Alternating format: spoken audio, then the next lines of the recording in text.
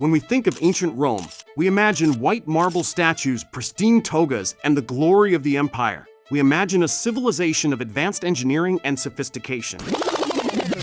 But that is a lie. If you could travel back in time to the streets of Rome in the 1st century, the first thing to hit you wouldn't be the majesty of the Coliseo. It would be the smell. From brushing their teeth with urine to exploding toilets, yes, exploding, daily life in the Eternal City was a filthy, disease-ridden nightmare. Forget what Hollywood showed you. Today at Curiously Historic, we are scrubbing off the gold paint to reveal the gritty, disgusting truth about Roman hygiene. You might want to put down your food for this one. Let's start with the most basic human need. In modern times, the bathroom is a private sanctuary. In Rome, it was a social event. Public latrines had no partitions. You sat inches away from a complete stranger, doing your business while discussing politics or the price of grain. But the lack of privacy was the least of your worries. They didn't have toilet paper. Instead, they relied on the Xylospongium, a sea sponge attached to a wooden stick. After wiping, you would rinse it in a bucket of vinegar or salt water and leave it for the next person. That's right, a communal wiping stick shared by dozens of people every day. The perfect breeding ground for typhoid and cholera. But it gets worse. Roman sewers were notoriously bad at moving gas. Methane would build up in the pipes underneath the toilets. It wasn't uncommon for a flame from a nearby lamp to ignite the gas, causing flames to literally burst out of the toilet seat. Romans were so terrified of demons biting their undersides or actual explosions that they carved protective spells into the toilet walls. Going to the bathroom was literally a gamble with death. If the bathrooms were explosive, the laundry service was chemically interesting. Romans didn't have soap as we know it. To clean their white togas and get those stubborn stains out, they needed ammonia. And the best source of ammonia was urine. Large jars were placed on street corners for people to relieve themselves in.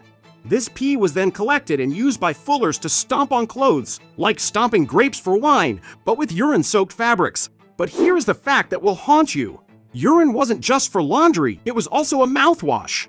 Romans believed that rubbing urine on their teeth made them whiter. And scientifically, they weren't wrong. Ammonia is a bleaching agent. But the social cost of having pee breath is something history books tend to gloss over. In fact, Portuguese urine was considered the highest quality and was imported at a premium price. The Emperor Vespasian even placed a tax on the urine trade, famously saying, "Pecunia non olet," money doesn't stink. But wait, you say, Romans bathed every day, they were clean. Well, sort of. Romans visited the grand thermal baths daily. But without chlorine or filtration systems, these pools were essentially stagnant human soup. The water wasn't changed often. Now, imagine hundreds of sweating, sick, and dirty people soaking in the same warm water for hours. Before getting in the water, they didn't scrub with soap. They covered their bodies in olive oil and then scraped it off with a curved metal tool called a strigil. They scraped off dead skin, sweat, and dirt which fell onto the floor or into the pool. Doctors even recommended that sick people go to the baths to heal. So, if you had an open wound or an infection, you jumped right in next to everyone else.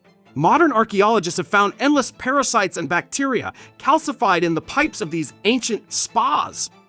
So, the next time you wish you lived in the glory days of the Roman Empire, remember this.